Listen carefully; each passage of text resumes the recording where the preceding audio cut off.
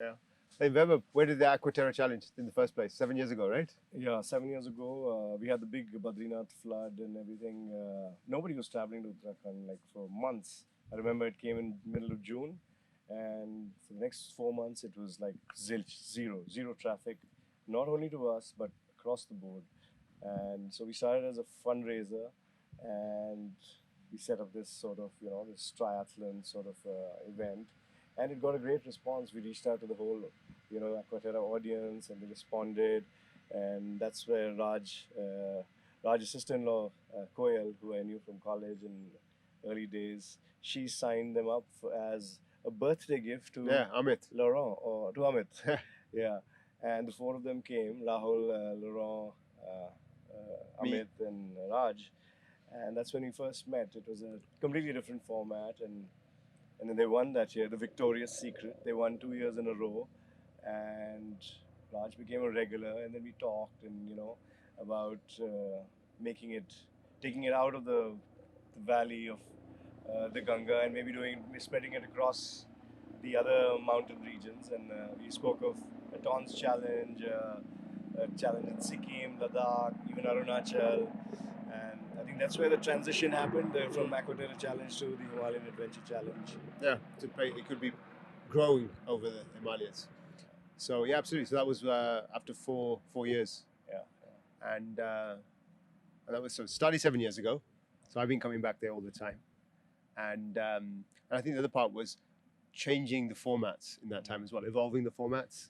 So moving away from the 2 day format, which is great, but it did mean you had to have a camp, temporary camping in the middle, which meant more time out. And a Thursday to Sunday. Yeah, so longer duration, which for people who are working and stuff is difficult. And then also those who are not so comfortable in the most adventurous of camps as well, they want their comfort. That was challenging as well. So the changing format to 1 day, then putting the options of non-biking as well for people who don't like the cycle, and then the short format that kids could come for families.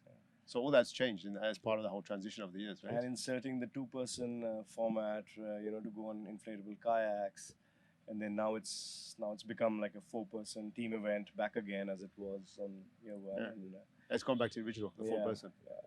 Yeah, but while I think I see it from, say, conceptualizing and organizing part of it, I think Raj has possibly a more holistic view on it, because we've discussed formats and distances and how to make it more challenging or easy.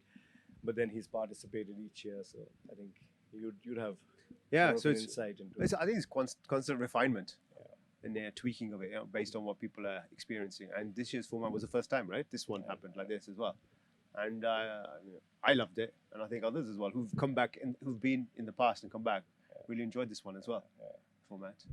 So so yeah, that's kind of where we are at with it. So Raj, you said you've been talking about a little more on that. You've been involved for 3 years in the hack. I remember the first year when Bear said, "Let's build a website." I was like, "Okay, let's build a website." And queries started coming in. I was like, "Well, queries are coming. What do I do?" So he put me on the queries, and then he put me onto you finally. And you've been involved hands-on from the get-go, especially helping the team.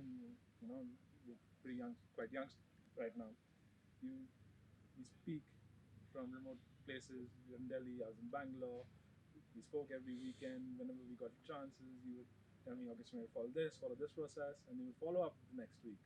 So what is it like working with us, and what's it been like 3 years now? Yeah, it's been great fun. I love it. I mean, one for me is this whole. It's not an adventure challenge. It is a complete experience. This event is an event, and for me, it's an opportunity to connect through it to so many people as well, and that's what I love about that as well. And yeah, there's a process. We're still trying to run things as a system, and that's just a natural part of. That's kind of how I work anyway. So that's kind of my working style being applied to this event as well. So yeah, it's been good fun working with you guys, right? As well, putting it together, getting people here, and because I know at the end of the day, everyone who comes here loves it.